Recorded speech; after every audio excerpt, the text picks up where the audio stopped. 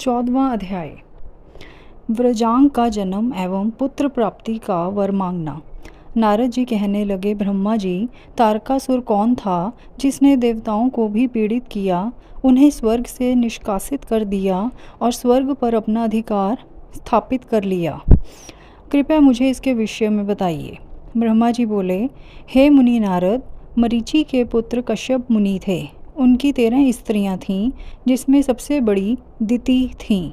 उससे हिरण्यकशिपु तथा हिरण्याक्ष नामक 2 पुत्र हुए।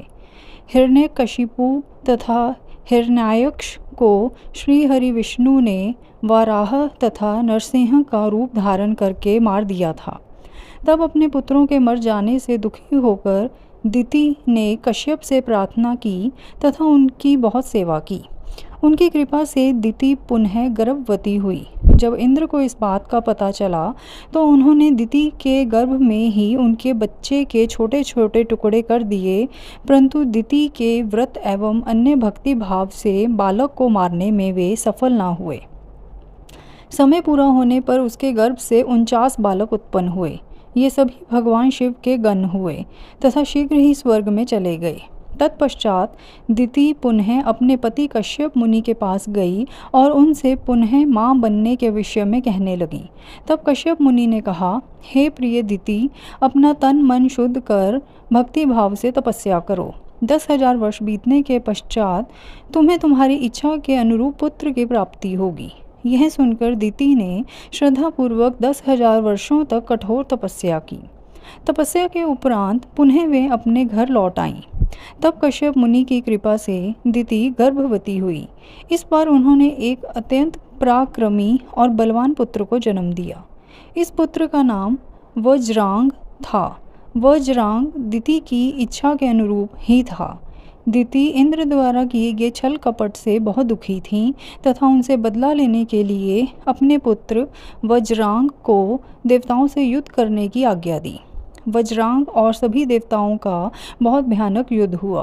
तत्पश्चात वीर और पराक्रमी वज्रांग ने अपनी माता के आशीर्वाद से सभी देवताओं को परास्त कर दिया और स्वर्ग का राज्य हथिया कर वहाँ का राजा बन गया।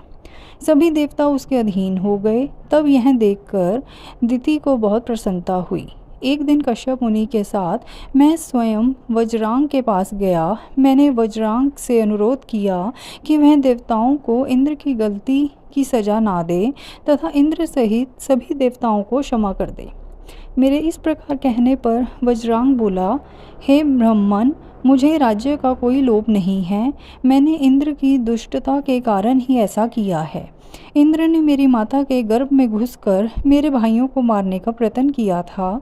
तभी मैंने इंद्र के राज्य को जीतकर उसे स्वर्ग से निष्कासित कर दिया है। भगवान, मुझे भोग विलास की भी कोई इच्छा नहीं है।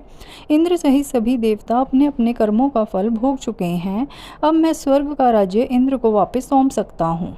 मैंने अपनी माता की आज्ञा मानकर यह सब किया है। प्रभु, आप मुझे सार तत्व का उपदेश दें जिससे मुझे सुख की प्राप्ति हो।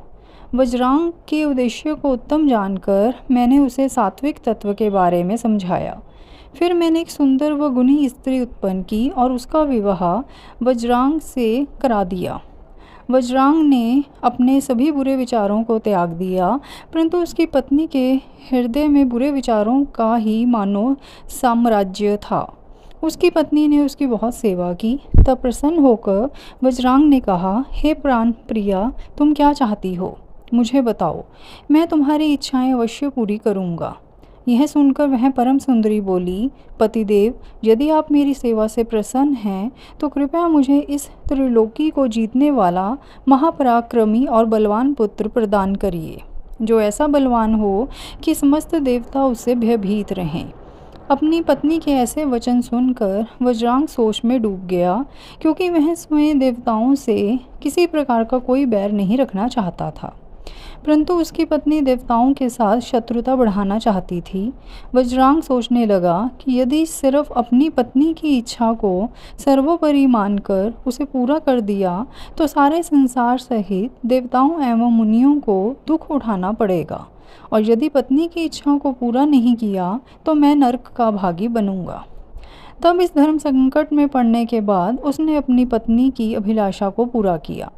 अपनी पत्नी की इच्छा अनुसार पुत्र प्राप्त करने हेतु वज्रांग ने बहुत वर्षों तक कठोर तपस्या की।